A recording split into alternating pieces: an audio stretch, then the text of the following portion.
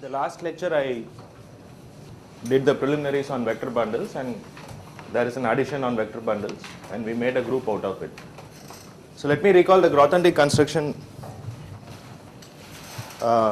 quickly, and then we can go ahead. So R is an abelian semigroup. I did it with 0. Then you can construct a group out of it by considering formal differences. So you look at R cross R, which is the set of all elements AB, AB in R. You should think of AB as A minus B. So there is an equivalence relation on that. So AB is equivalent to CD if and only if there exists E such that A plus D plus E equals D plus C plus E in R. You are putting that extra E to make this relation an equivalence relation. Then you consider the equivalence class.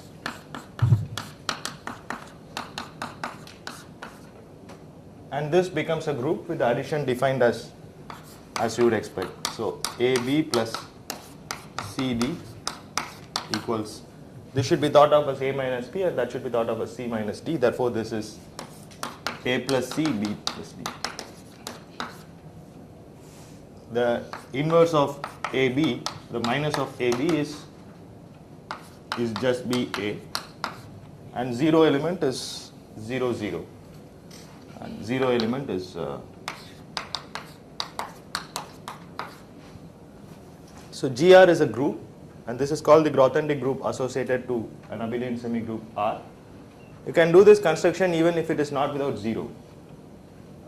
Then the 0 element will be any element A minus A has to be 0. Or you can add an extra 0 from the beginning. Okay. And this satisfies this universal property that whenever you have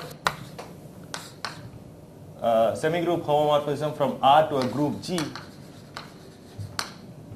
then it factors through this. There is a map from here to here, natural map.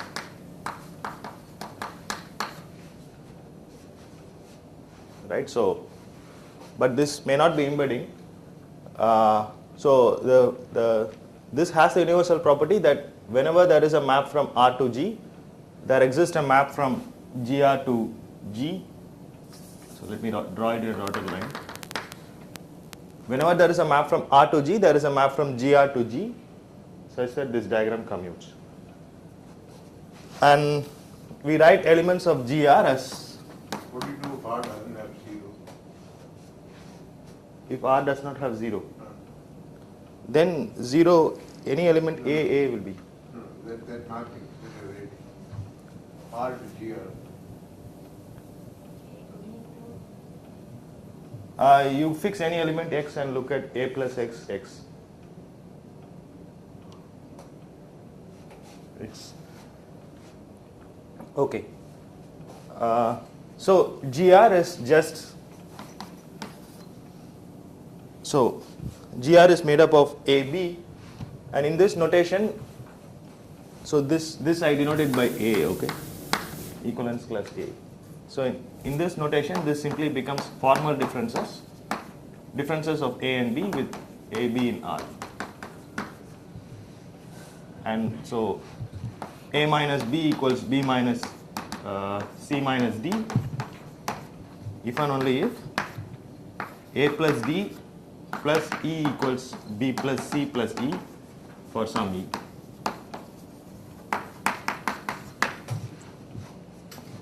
Okay, so I just wanted to recall the Grothendieck construction. So the topological K theory, you can apply this for any abelian semigroup. We apply this for this abelian semigroup, that is, so X is a compact Hausdorff space.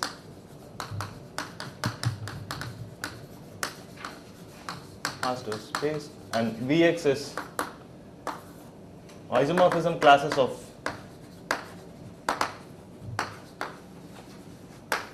vector bundles over X.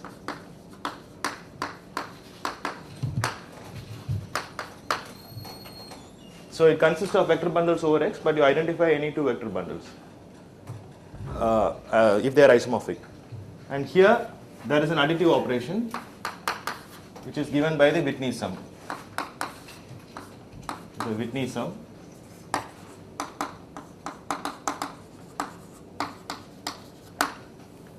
And so this clearly becomes an abelian semigroup with 0. The 0 element is the trivial bundle over X with 0-dimensional fibers. And this can never be a group, because if you add two vector bundles, if they have non-zero fibers, then you can never make it 0 fiber. So what we do is we construct a group from this by applying the Grothendieck construction. So K of X is the Grothendieck group of V of X.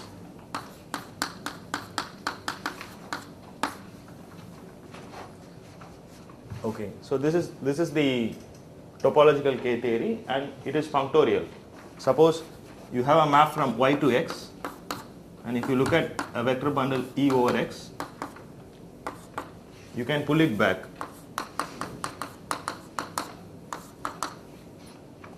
Right? So whenever you have a bundle over X, you can pull it back. Therefore, and so that will define a map from V of X to V of Y, and then it will factor through to K of X. So I'm not going into those things. So the map, if F star from K of X to K of Y, when F is from Y to X, F star defines a map like this, which is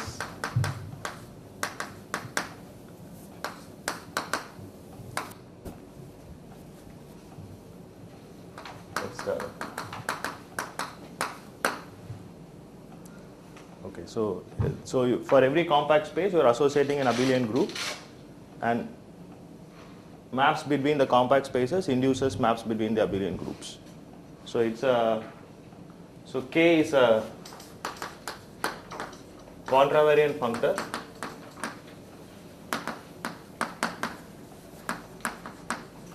from the category of compact Hausdorff spaces.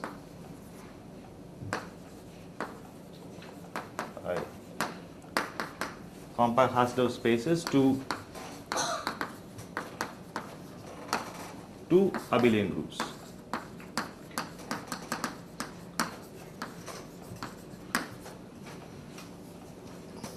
But this, you know, by Gelfand Neymark is just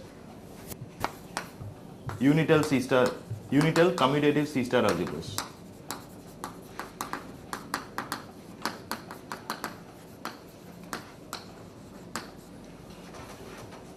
Right? So one would like to extend this for, you can extend this for non-commutative C star algebras also, for unital non-commutative C star algebras, and that is how to extend that is what I am going to do in this lecture. So you can extend, so this construction gives you a functor from unital commutative C star algebras to abelian groups. We are going to extend that to unital non-commutative C star algebras. Unital C star algebras.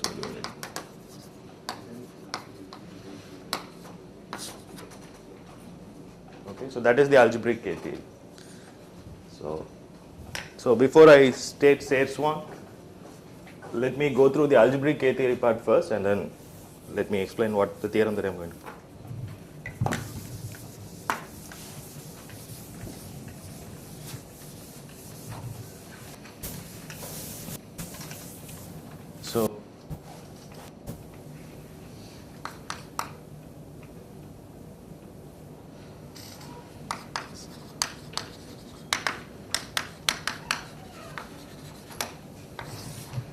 So you can define the basic K naught for any algebra over C. It does not have to be C star algebras, but for C star algebras that is a very good invariant for most C star algebras.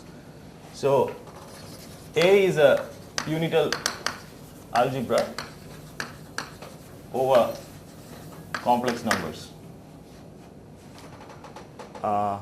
We consider right modules over, we write A, you write AN as column vectors.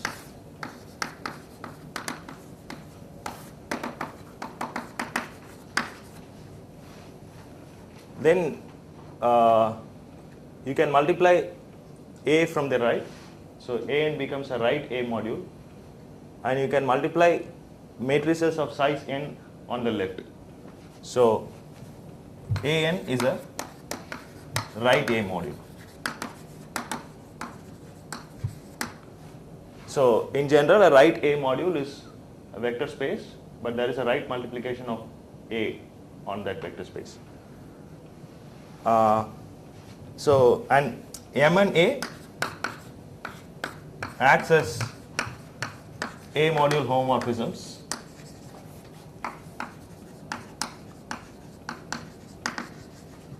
on AN. So you take a matrix A here, and so A dot X is AX. Too many A's. This is script A. Oh, scripted, sorry. So the action of A on any vector X is just AX, and this is a module map because A dot XB is AXB. So since you want to write maps on the left, I am considering right A modules. So okay. So the first exercise is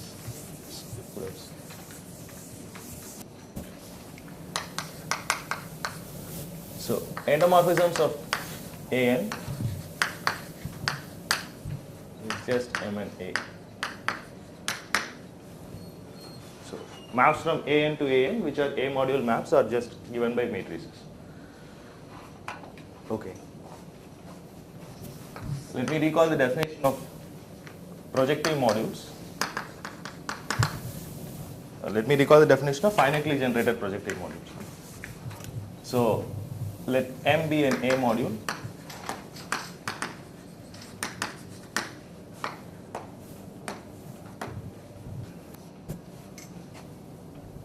Then M is finitely generated. It's, as you can, it's finitely generated if there exists M1, M2, Mk in M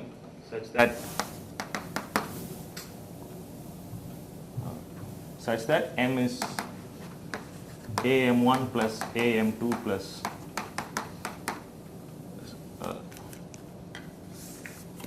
M1A plus, yeah, I'm writing it correctly, M2A plus Mka. So what does it mean? It means this is the right module generated by M1, M2, Mn, Mk. So it's finitely generated if there exist finitely many elements such that the right module generated by those many elements is M. Okay, this is equivalent to saying that this is equivalent to saying AN going to M. AN is a free module. It has an A module basis. It has a basis where EI is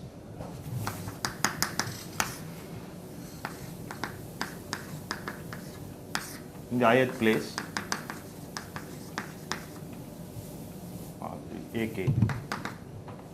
You send EI to MI.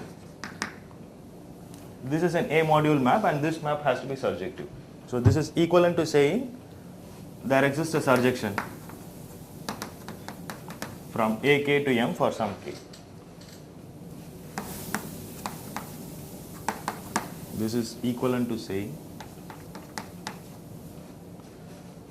okay. All your maps are A module maps. Yeah. module maps. Okay. So now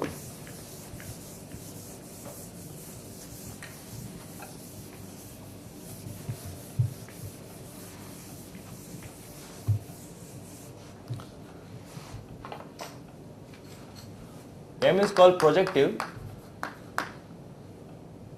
M is called finite, a finitely generated projective module.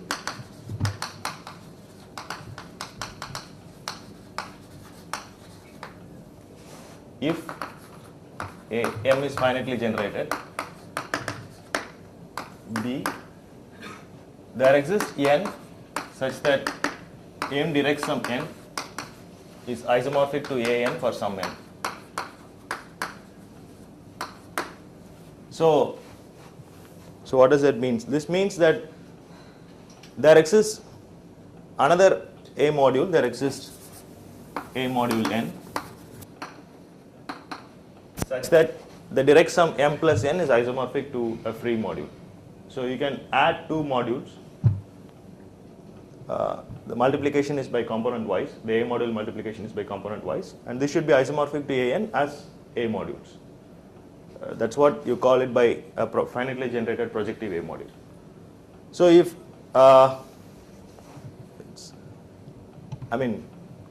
because it's finitely generated, I'm writing it as AN for some N. You can define projective modules by saying there exists a complement such that the direct sum is isomorphic to a free module. So anyway, so let's not worry about that. So okay, so if you start with a finitely generated projective module, then it has a decomposition. It's isomorphic to AN, but I write it as equal to AN. It has a decomposition.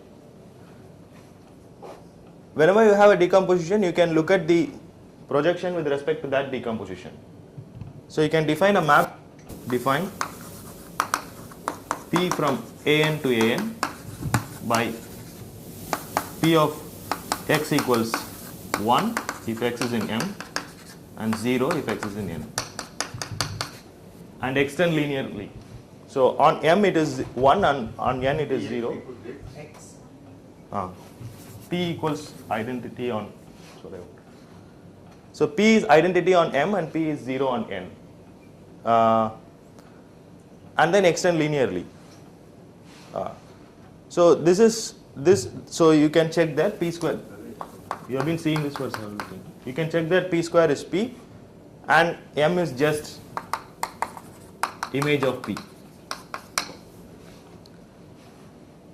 But you can also check this also, because it's an A module decomposition, P is in fact an A module map between AN to AN. So that is a matrix. So what I am saying, so if you have a finitely generated projective module, then with the chosen decomposition, there exists a projection P, there exists an idempotent P in M and A. Idempotent is just P square equals P, such that M is image of P. And conversely,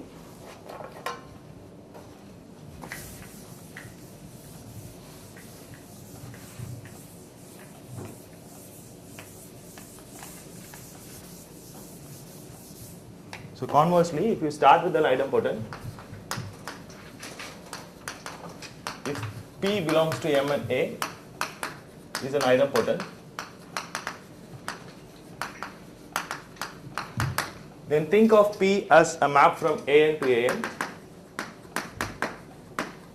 and look at image of P is finitely generated projective. Because since P is an idempotent, P square equals P, AN will decompose as kernel P plus image P.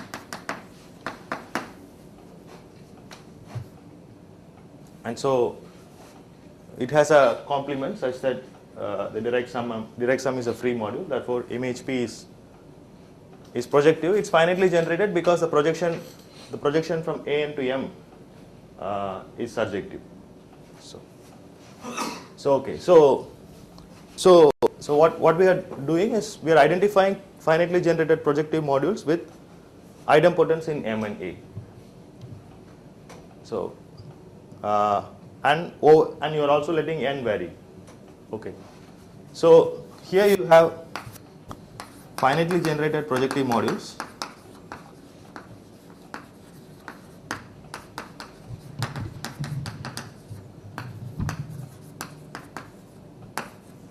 And here you have idempotence in the disjoint union of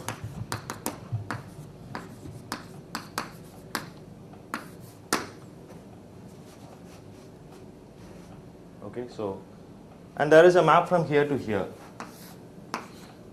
So P goes to image of P.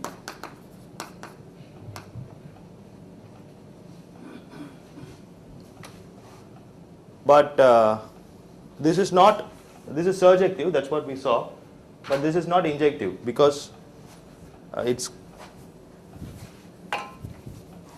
I mean, let me put isomorphism classes of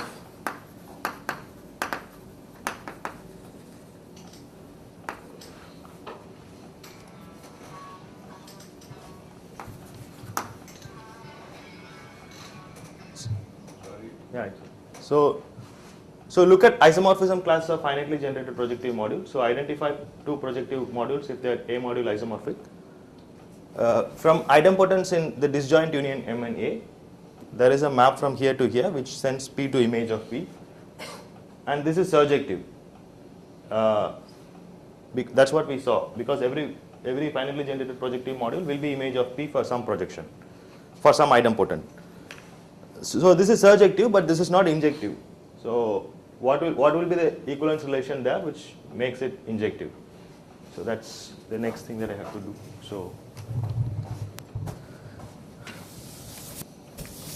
it's easy to see why it's not injective,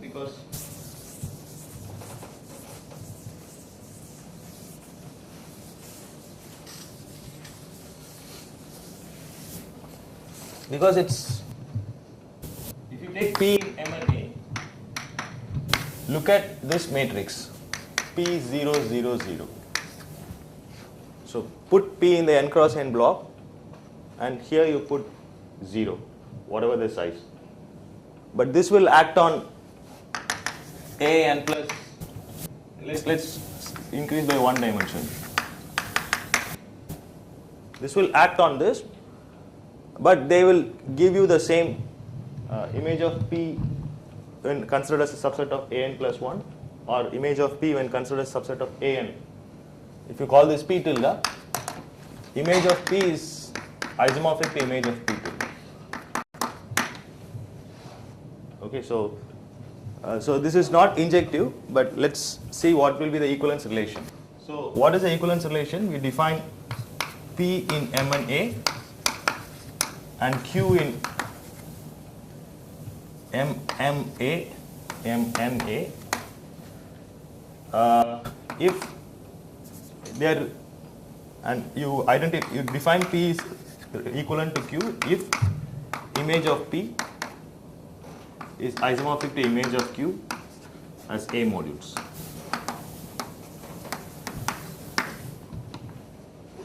Okay, so I'm just going by the quotient through that map. So you identify two idempotents if they give the same images as A modules. But then, so here is another exercise.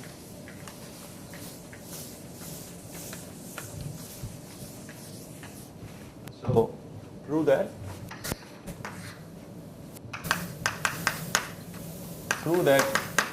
P is equivalent to Q if and only if there exists X, Y such that xy equals p and yx equals q. So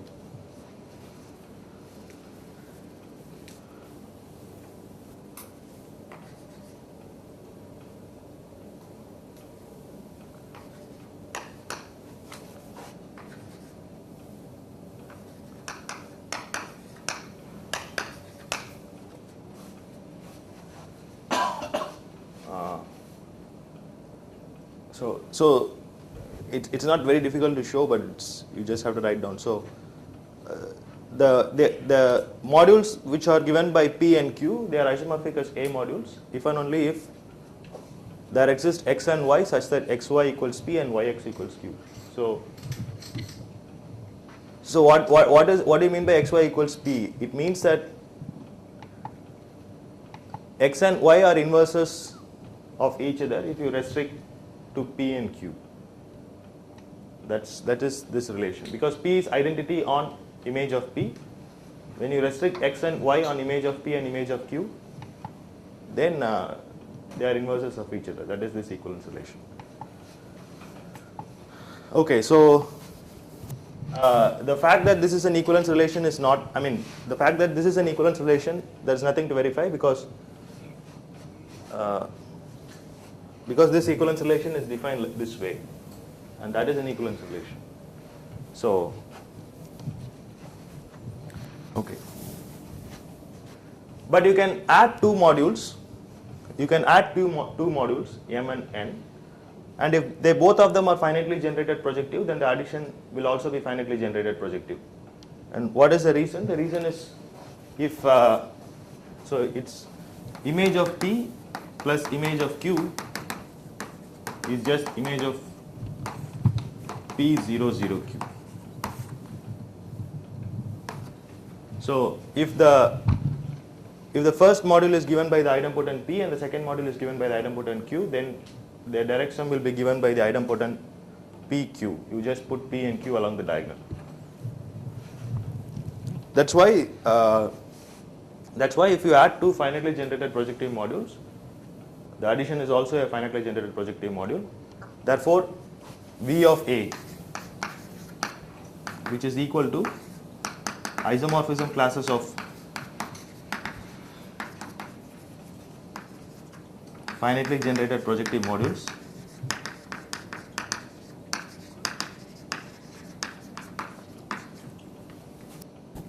is an abelian semigroup with 0.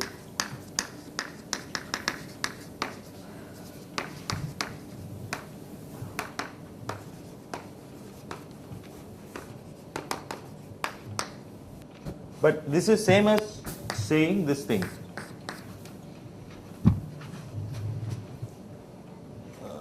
You look at idempotence in, so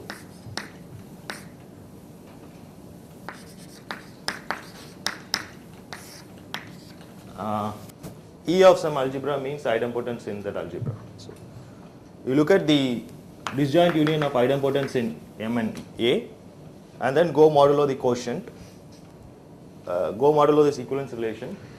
That equivalence relation is defined that way, and these two sets are the same up to isomorphism. And you can transfer this semigroup addition here, and if you transfer that, the addition becomes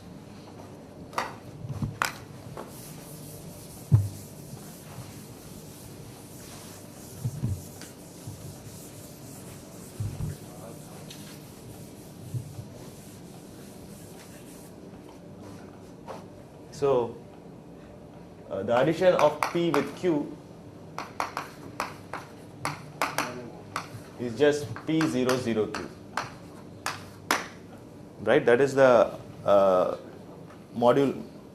This is how the module addition goes, transfers under this isomorphism. Okay, so this is an abelian semigroup with 0, so you can construct the 0 thing is the 0 module, and you can construct a group out of it by Grothendieck construction, and that group is called the algebraic K group of A. So define K naught, the Grothendieck group of V of A plus. Okay. So now the theorem is, this is purely defined in algebraic way, right? So the theorem is K of x is same as K0 of Cx, where Cx is the space of complex valued continuous functions from x to C. So either you can consider vector bundles or you can consider finitely generated projective Cx module, they are the same.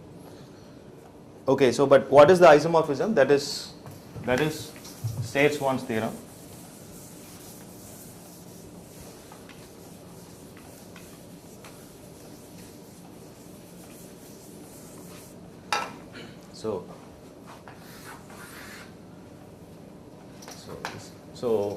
Okay, so if you start with a bundle over X, so what is the module over Cx? So for that you consider the sections of the bundle. The sections are, as I recall, it's just maps from X to E such that S of X belongs to Ex and S is continuous. So you are looking at maps from X to E such that over X, S of X is in the fiber Ex. But each fiber is a vector space, has a vector space structure. So you can add two sections pointwise. So you can define S plus E of X is S of X plus D of X. You can add, S of X is in Ex, so you can add them in Ex, right? So this has an additive structure. It has a vector space structure because each fiber Ex has a vector space structure, and it is a Cx module.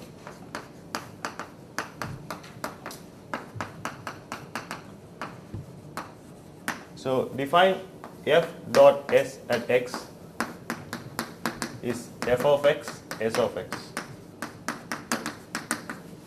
If you take a function f in Cx, you can define f dot s at x as f of x, s of x, because it has, Ex has a vector space structure. You can multiply by a scalar. So at each point you multiply and then you get a section. Okay, here I'm considering gamma E as a left Cx module, but Cx is a commutative C-star algebra, so whether you consider right or left modules and right modules are the same. For commutativity case, I switch over to left modules because you consider the algebra C over C, then C modules are just vector spaces. And vector space scalar multiplication you always think from the left, right? So it's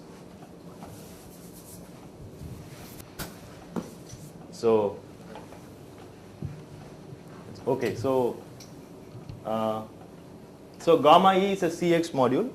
So you have got a Cx module, and so that is a theorem. So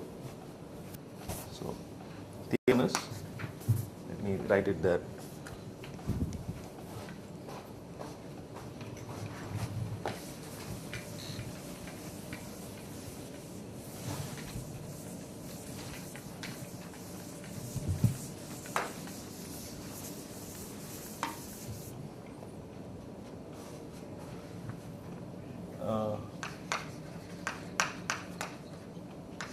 It says Swan.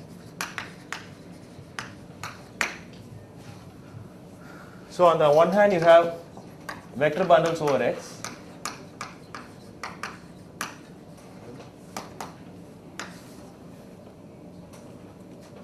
On the other hand you have finitely generated projective modules over X, over Cx.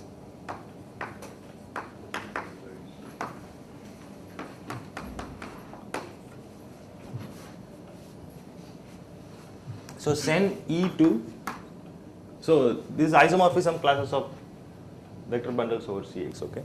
Send E to gamma E. So theorem is, this is a bijection.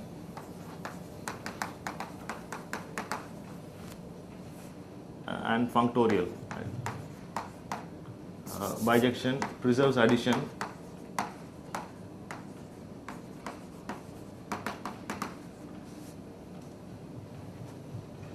Isomorphism.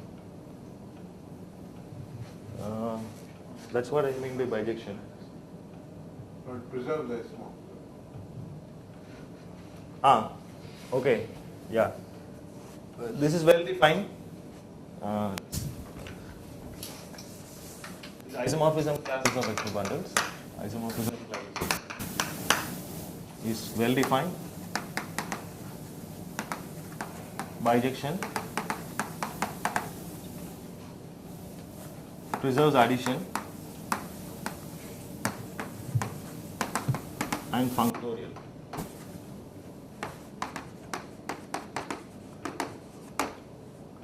So what do you mean by functorial? It's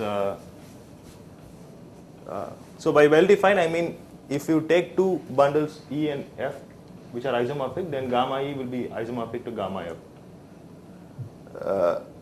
It's and also well defined again you have to show that that's the hardest part, that is gamma E is actually a finitely generated projective CX module.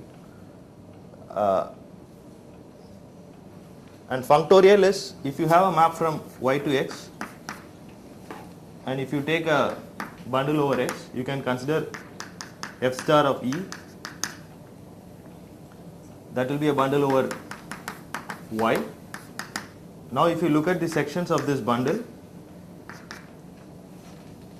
so okay, F is a map from Y to X, so F star, there are too many F's, so you will have F hash from Cx to Cy.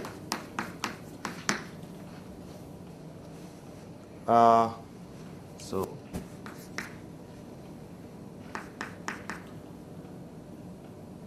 okay, so if you have a bundle over X, you can pull it back and that will give you a bundle over Y. Now you take the section of that bundle, or you first take the sections of this bundle gamma E. Gamma E will correspond to an idempotent in Cx, an idempotent over matrix algebra over Cx, but a map from Y to X will give rise to a map from Cx to Cy. If you have a continuous function from X to C, you can compose it and get a continuous function from Y to C. So this will give a map from Cx to Cy, and if you take any matrix element in, so this will induce a map from M and Cx to M and Cy. Don't you call it subscript 10 or something? Yeah. This will give rise to a map from there to there. You simply apply it on each ijth entry. So gamma E will correspond to an idempotent here. Then you can apply this map and get an idempotent there. And that idempotent will correspond exactly to gamma of F star E. That is this equality. Okay, that's what I mean by saying it's functorial. Okay, so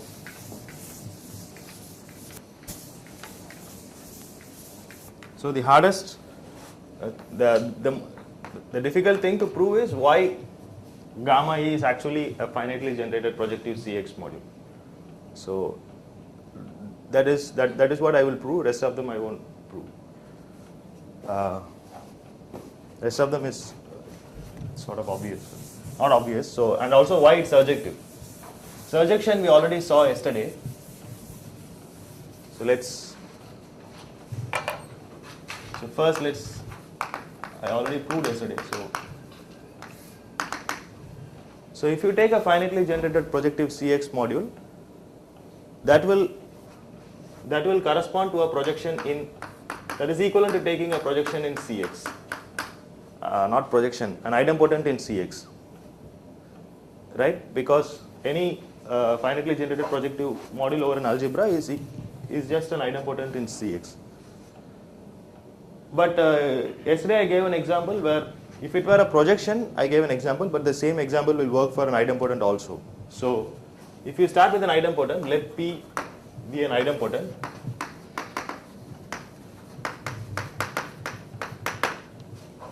they define a bundle E equals, so you can think of them as, you can think of P as, P is actually a map from X to M and C. Each entry it's a function of Cx, so you think of that as a function from X to M and C. Then look at this bundle E over X, X V, such that Px of V, Xv in X cross Cn, Px of V equals V.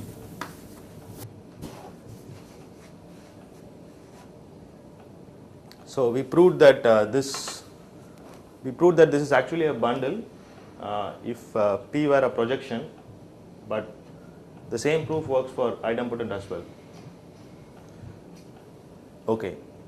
Now, what are the sections of this bundle? The sections of this bundle are just maps from X to E.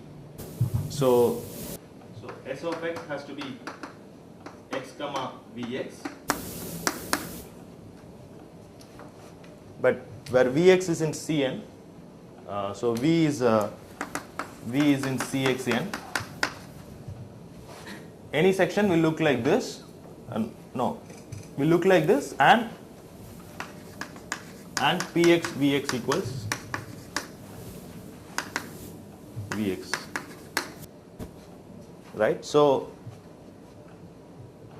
a section of this bundle is exactly an element in Cxn such that V belongs to image of P. Px Vx equals Vx is same as saying Vx belongs to image of Px. That's equivalent to saying V belongs to image of P. So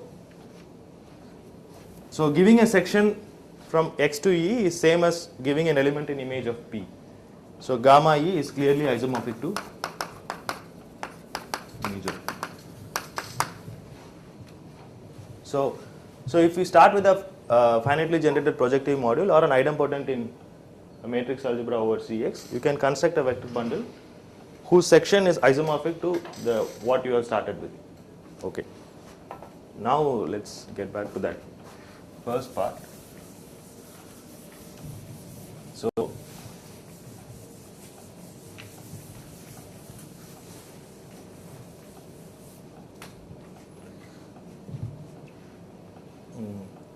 So it involves three steps. So Y is gamma E, finitely generated and projected.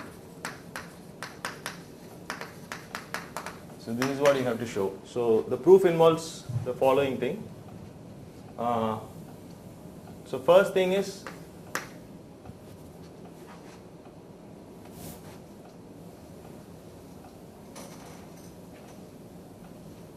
okay, so let me give a definition.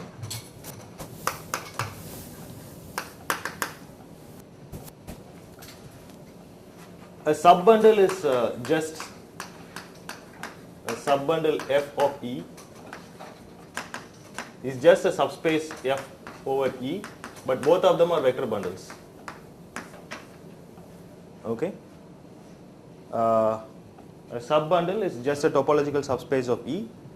Both of them are vector bundles, and for every x in X, Fx, the fiber over X is inside Ex. Okay.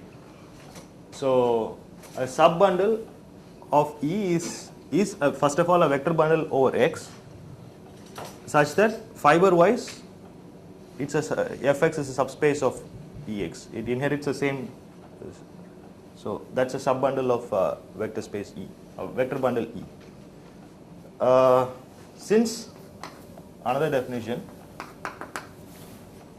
you can put, since Ex is a finite dimensional vector space, you can put an inner product on each of, since each fiber is a finite dimensional vector space, you can put an inner product on each fiber, and then you can patch it up together. So that's the definition of a Hermitian bundle. An inner product on an inner product on E is a collection. Inner product one for each fiber.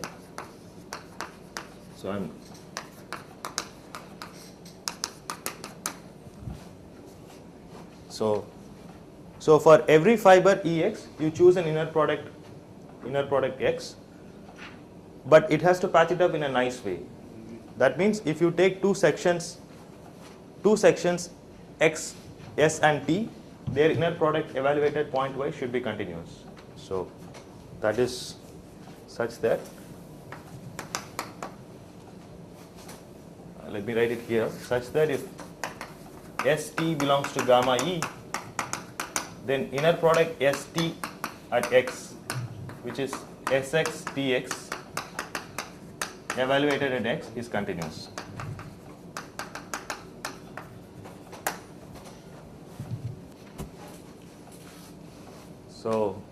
So an inner product on E is just a family of inner products, one for each fiber, such that they are continuous. They're continuous in the sense that whenever you take two sections, their inner product, which is defined this way, you take pointwise inner product, and that will give you a function of X, and that should be continuous. That is called an inner Hermitian metric or inner product on the bundle E.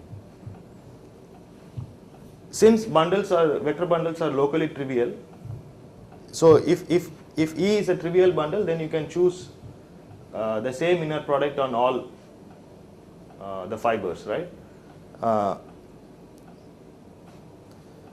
Okay, since a vector bundle is locally trivial, you can choose inner products locally, and then using a partition of unity argument, you can patch it up. So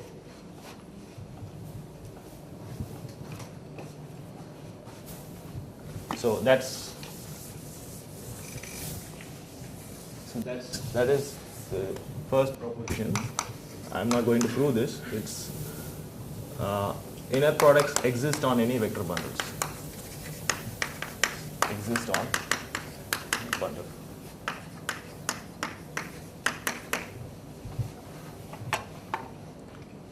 Okay. So there exists if you take a vector bundle, there exists always an inner product on the vector bundle. You can define them. So, okay. So, and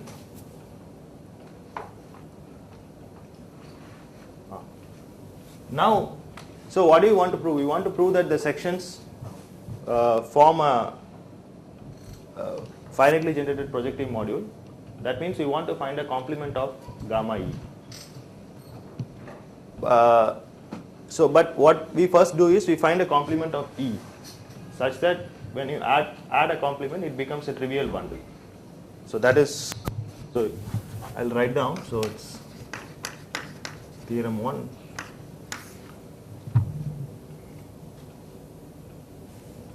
No, let me again proposition. Let E be a Hermitian bundle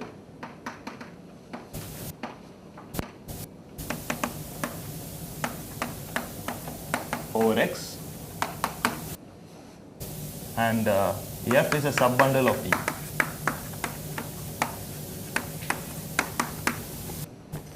So E is a Hermitian bundle means there is an inner product on E. So I don't want to write down again what is the definition of Hermitian bundle. So there is an inner product on E, and you take a subbundle of E, then F can be complemented in E. So what is the natural complement? You can, fiber wise, you take the orthogonal complement of F. So define F perp to be union over X in X, Fx perp. So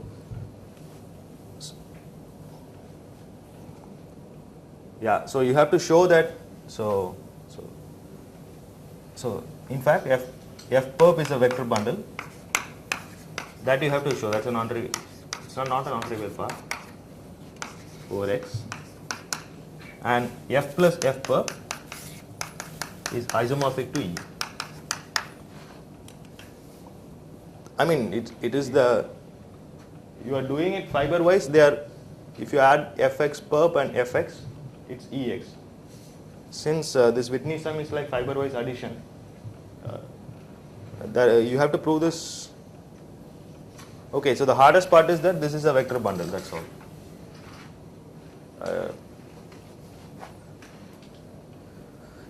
I don't know how much I have to go for the proof, so I leave this proof as well. So you have a Hermitian bundle over X and you have a sub bundle. Then look at the orthogonal complement fiber wise. The thing is, it's a vector bundle, and that will be the natural complement of F in E. So now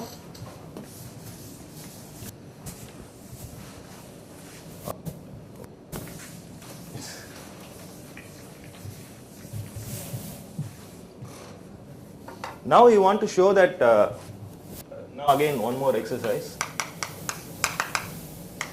If you add sections, that's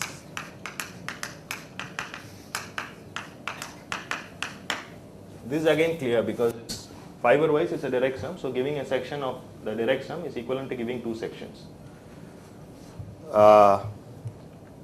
Okay, so now the theorem is,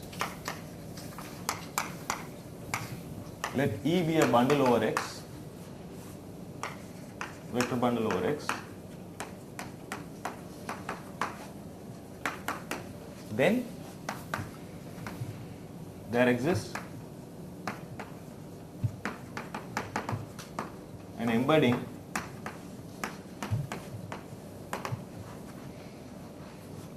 E inside X cross Cn for some large n.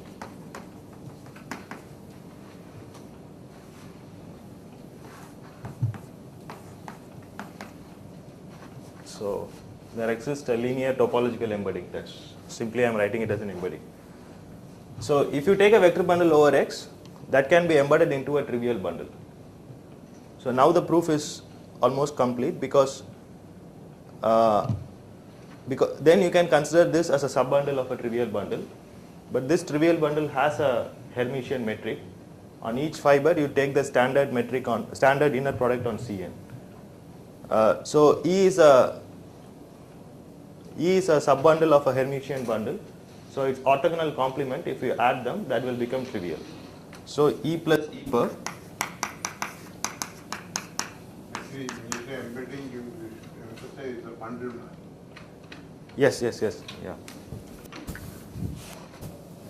So what do I mean by an embedding? So first of all, it's a continuous. Okay, it's an injective map from E to X cross Cn, such that this diagram commutes. That means fibers goes to fibers.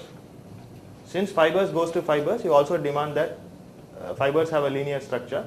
You also demand that on each fiber it's a linear map.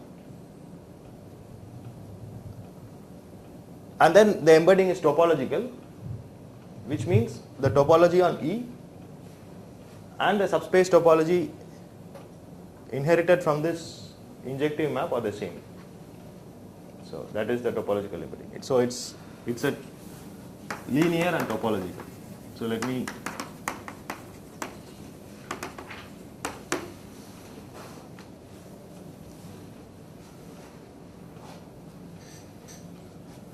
okay. Now you can think of E as a subbundle of this Hermitian bundle. So its orthogonal complement will give you the complement. So E plus E per will be equal to X cross Cn. But then what is gamma of E plus gamma of E per? So gamma of E plus gamma of E per. But sections of X cross Cn is simply to give n continuous functions, right? So this is equal to Cx then. And this equality is also a Cx module equality. And so gamma E is, you can find a complement of gamma E. So gamma E is finitely generated and projective. Okay, so the crucial theorem is this. So proving that is That is, you can embed E inside a trivial bundle, and this proof is similar to embedding a compact manifold inside Rn and so on for some Rn. Okay, we'll prove this. So this I won't prove, it's there in my notes, and same thing with this. So the strategy is this, that is, you embed E inside a trivial bundle, end out the trivial bundle with an inner product and take the orthogonal complement of E. That will give you the complement of E, and hence it will give you a complement of the sections. Okay. So let's prove this.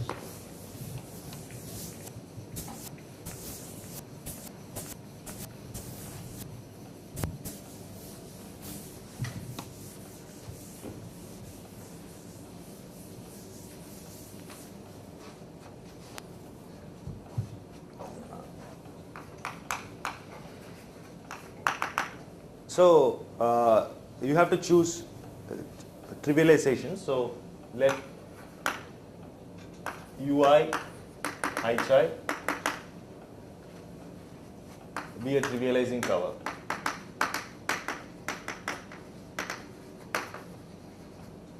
So what do I mean? I mean over each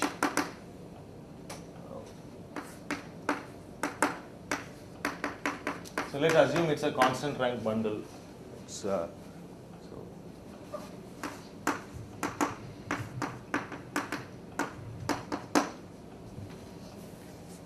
okay.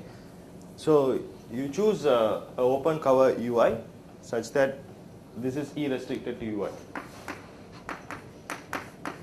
such that the bundle is trivial over that open set, and choose a trivialization hi chai. And now choose functions P1, P2, Pn in Cx such that summation phi is 1 and support of phi is contained in Ey. So X is a compact space, so I am choosing a finite cover. Now choose a partition of unity subordinate to that cover. So choose functions such that the support is contained in Ui and they add up to 1. Okay. Now define using this hi chis and phi's. So gi of E is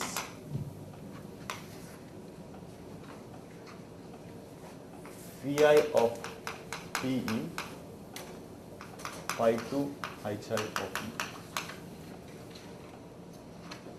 If E is in Ui and 0 elsewhere.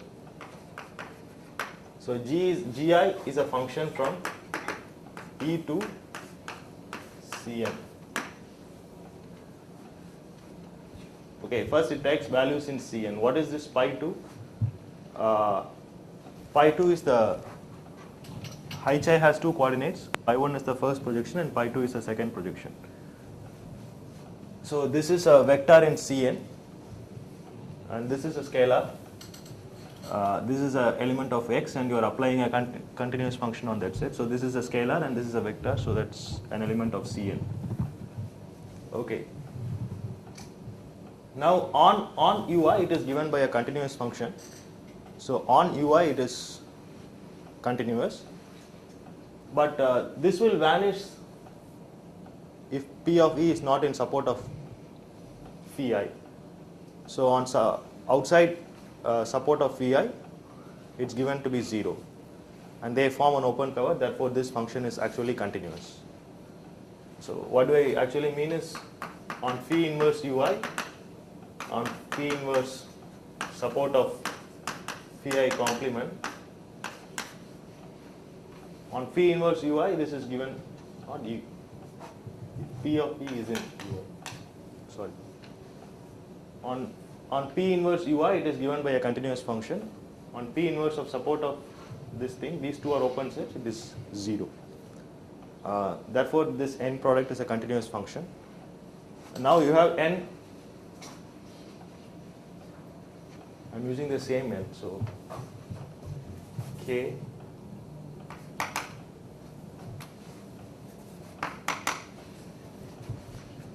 so you have K functions, then you put them together.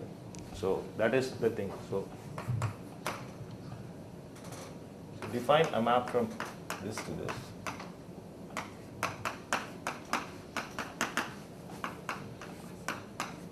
So E goes to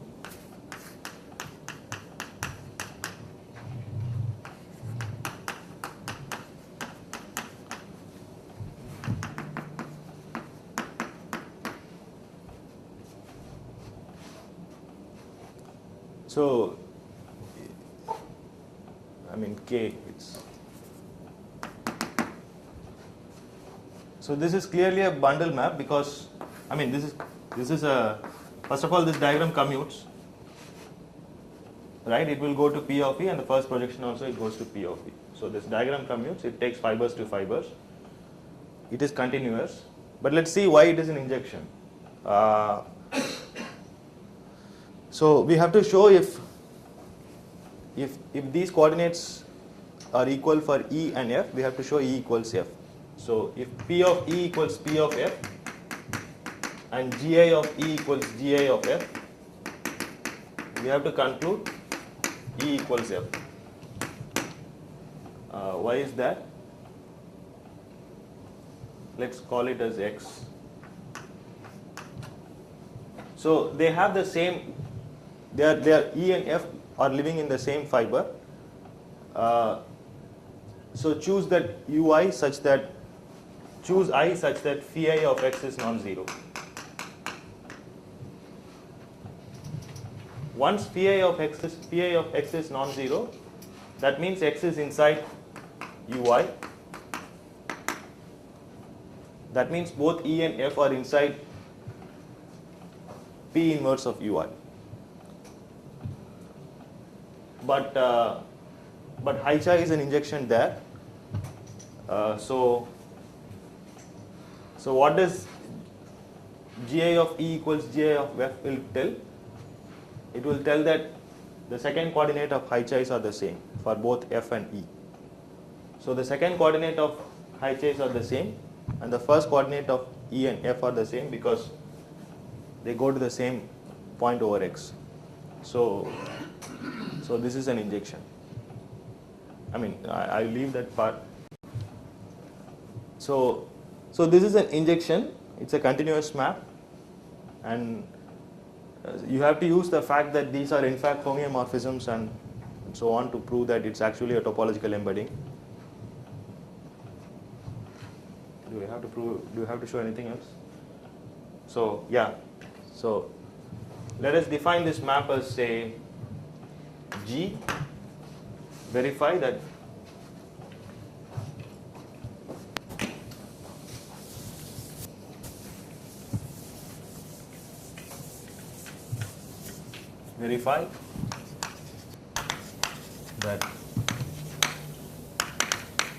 G is injective, that I sort of sketched the proof. G is a topological embedding.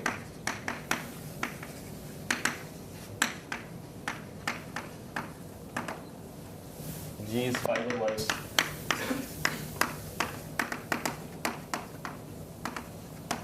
linear. Okay, so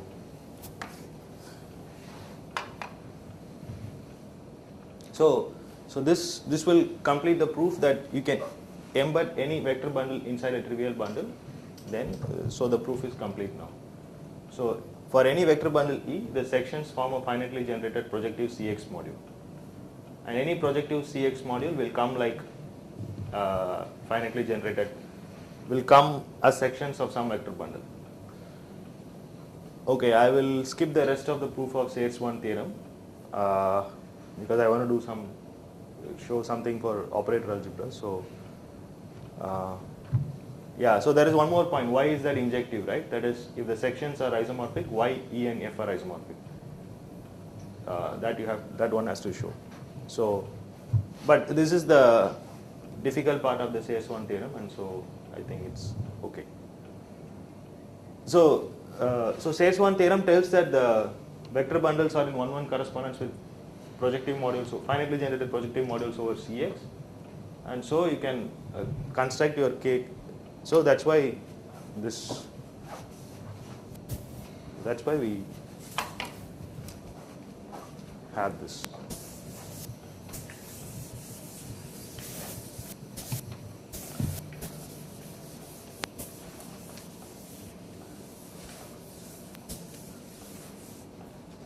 So the theorem is as a consequence of Sayers-1.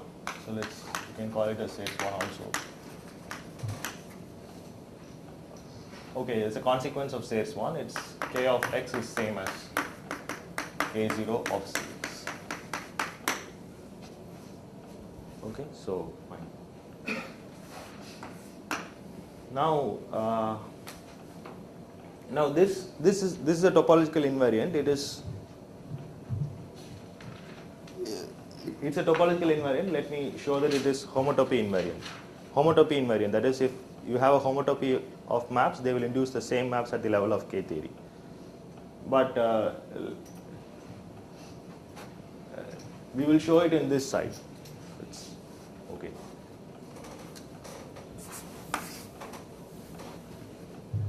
No, it's so. Let me not that part. Let me indicate this theorem. It's called Karoubi's density theorem. But so if M is a compact manifold,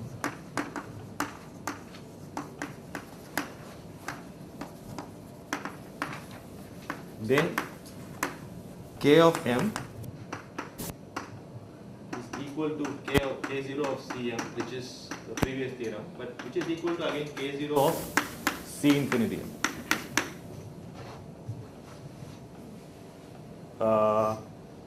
So if you take C infinity M is the set of smooth functions in Cm, and if you take a projection, if you take an idempotent in C infinity M, an idempotent over a matrix algebra in C infinity M, then that will give rise to a vector bundle, but that will have a smooth structure.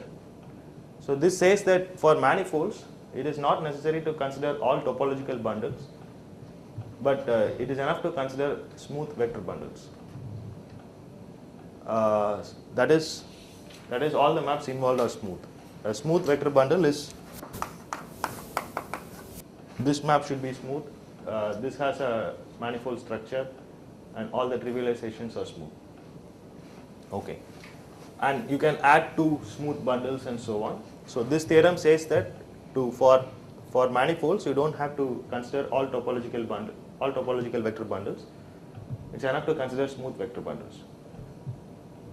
And this will give you ways to construct invariants to check whether a bundle is trivial or not in the case of smooth bundles. So the differential geometry constructions can be carried over. Okay. So there is a similar theorem in operator algebra, in non-commutative geometry or operator algebras.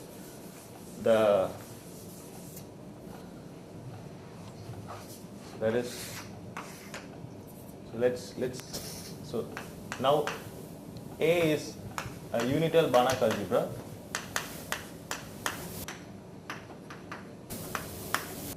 And A is a dense subalgebra of A,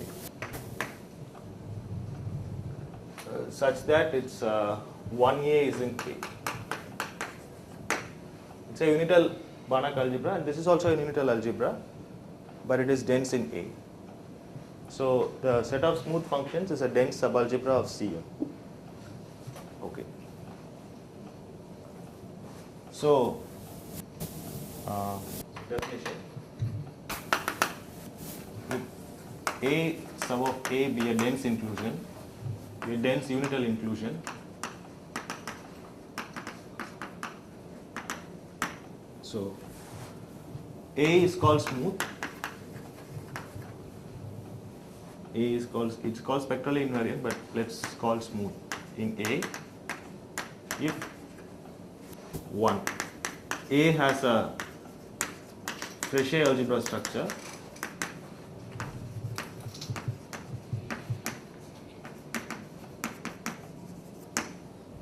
Two. The inclusion is continuous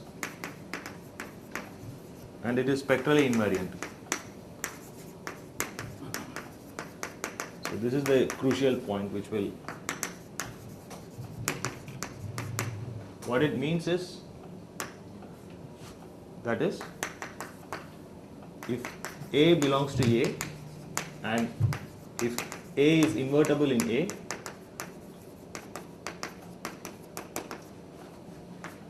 then A inverse is actually in A. So these are technical conditions. So I don't. So there is a Frechet algebra structure, which means there is a family of semi-norms and which makes this algebra complete. And this inclusion is continuous. But this is the crucial condition. That is, if you take an element A in the smaller algebra, and if it were invertible in the bigger algebra, the inverse actually lies in A. So such an algebra is called a smooth algebra. An example is,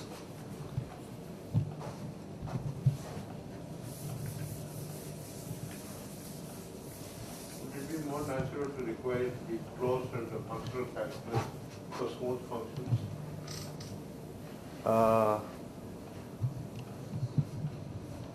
If f is a it is, if f is a holomorphic function, then f of A will be in A. It is closed under holomorphic functional calculus. Yeah. but smooth, Smooth is, for smooth functions I don't know. you have some C infinity plus here, right?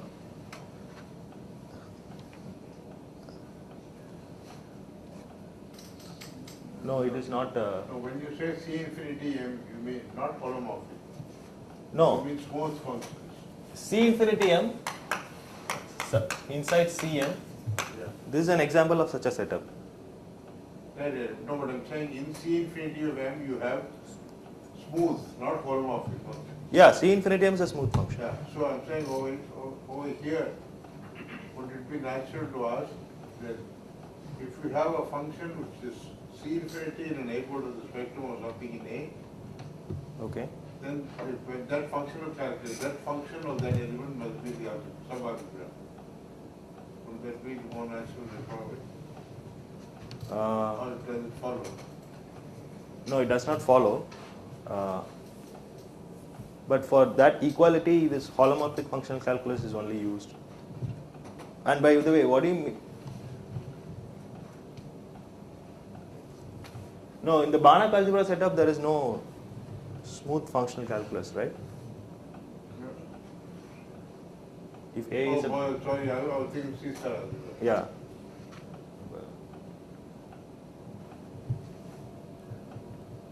Okay, so this is an example of such a thing. Let me not go into the Frechet algebra structure on C infinity m and all, but let's look at only the third condition. So if you take a smooth function f in C infinity m, if it were invertible in Cm means it is nowhere vanishing. And the inverse in Cm is 1 by f, and that will be smooth. So this is an example of such a thing. Okay. And I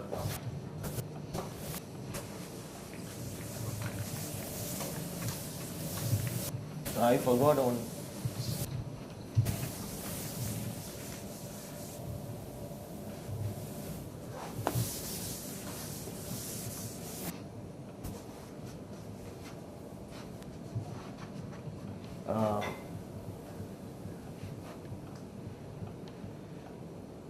Look at, so the second example is, look at L1Z,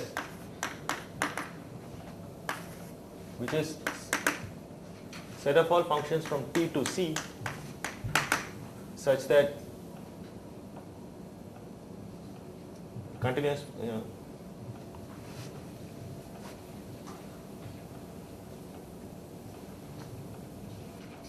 such that the Fourier transforms, Fourier coefficients, I think I'm writing it right, but it's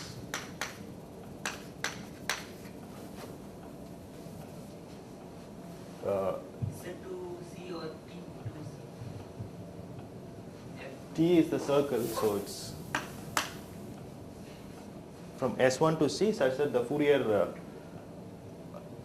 coefficients add up, it's L1 summable.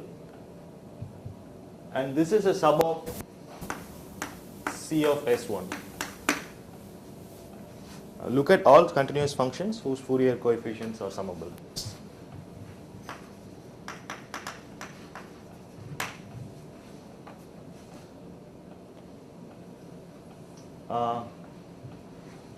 So this is, the left hand side is a Banach algebra and this is a C-star algebra, and it is dense here, and this is also another example of such a thing. What is the name of this last condition? It is Wiener's lemma. If you have a function f whose Fourier coefficients are L1 summable, then 1 by f's Fourier coefficients also. Tauber is here. Okay. So okay, let me go into that thing. Okay, so the theorem that I'm trying to tell is, if A is a smooth subalgebra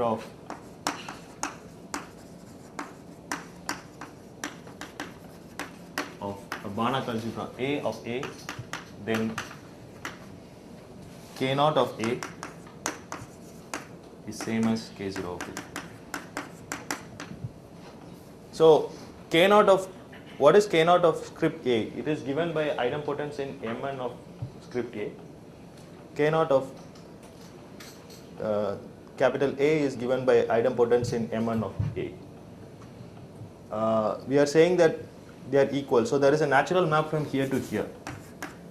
If you take an idempotent over A, you can think of them as an idempotent over this A, and so there is a natural map from here to here, and we are saying that that map is actually a bijection. So that is what it means by saying they are equal. Okay, so I forgot to mention about the holomorphic functional calculus. So if if A is smooth in A, and if A is in A, then the spectrum of A, whether you think of them as spectrum of A, can be defined for any algebra, right? It is just all those lambdas for which A minus lambda is not invertible over A. So this is set of all lambda in C such that A minus lambda is not invertible in A. This is same as spectrum of A over A. This will be the set of all lambdas for which A minus lambda is not invertible in capital A. They are equal. And second thing is, if f is a holomorphic function,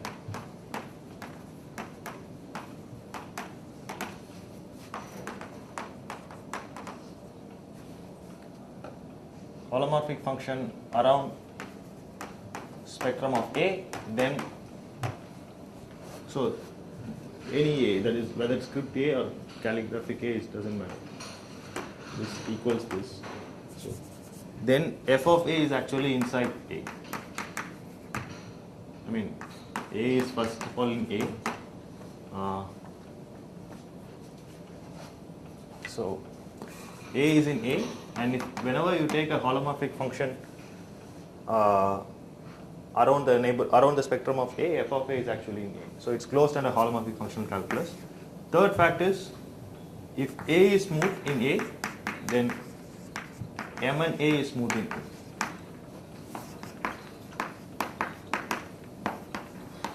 This is not this is a non-trivial fact.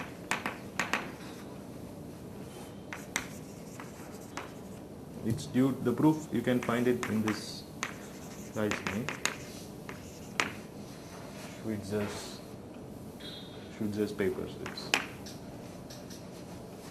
Okay.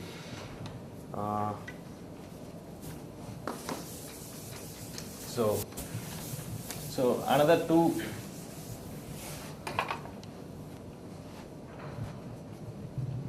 So let me just show the surjectivity part.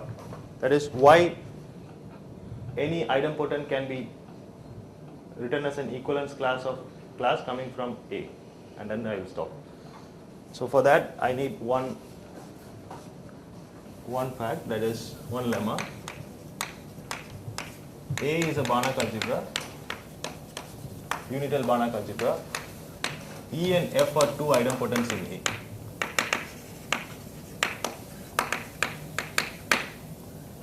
If norm E minus F is less than, if they are close, then there exists Z in A such that Z is Z inverse Z. So it says that if two idempotents are close, then they are actually similar. This is the exact estimate, but it roughly says that if the idempotents are close enough, then they are similar. You can conjugate by an invertible element such that this happens. So let me show the surjectivity part of this, and then I will stop. So the K0 of A is described by idempotents over M and A. So instead of considering M and A, let's again stick to an idempotent in A. Okay, so sketch of the proof.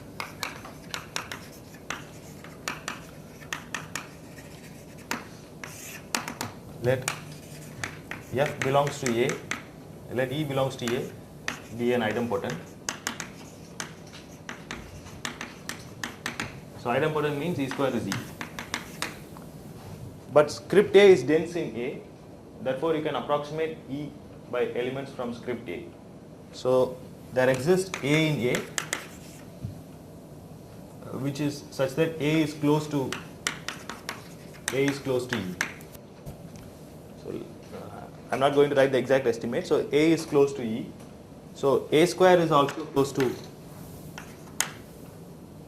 E square, which is E. No, A is close to E. A is close to E. But what can you say about spectrum of E? E is an idempotent, so spectrum of E will be contained in 0, 1. So spectrum of E consists, maximum it can consist of 2 points, 0 and 1. So but A is close to E, therefore spectrum of A will also be concentrated around 0 and 1. So that one has to prove. I'm just so 0 is here, 1 is here. E has spectrum in 0 and 1, and A is close to E. Therefore, spectrum of A will also be around 0 and 1. So spectrum of A will be inside this. So what do we want is, there exists, so what do we want is, its real part of Z equals half. The spectrum of A will not touch this line. So there exists two open sets around 0 and 1, so on. So define a function, define g of Z equals 1 if real part of Z is greater than half, and 0 if real part of Z is less than half. Now what can you say about g of E? G is 1 on 1 and 0 on 0, therefore g of E is E. What can you say about g of A? G of A is an idempotent, because g square is, g takes values 1 and 0, therefore g square is g. So g of A is an idempotent and g of E is E. But A is in A, and g is a holomorphic function around the spectrum of A. Therefore g of A is actually in script A. Right? But A is close to E, So G of A is close to G of E, which means G of A is close to E at E. But if the idempotents are close, then they are similar, therefore they will determine the same K-theory class. So E equals G of A and K naught of A. But G of A is actually an element of script A, therefore idempotence in A can be replaced by idempotence in script A. So the entire proof of this equality is around this idea. This is going to use this theorem of Schweitzer, is it? Yeah, because then you have to do the Do this for M and A. M and A also. So you have to have the functional, you have to show that this is closed under functional calculus for M and A. And this is a very beautiful theorem by Schweitzer. I don't know, I have seen the proof of this only in his paper, but Kahn and all have used this thing even before that. So, but I have never seen proof of that in any of the previous papers. Here it is. Okay, I'll stop. So, So this time, so you have to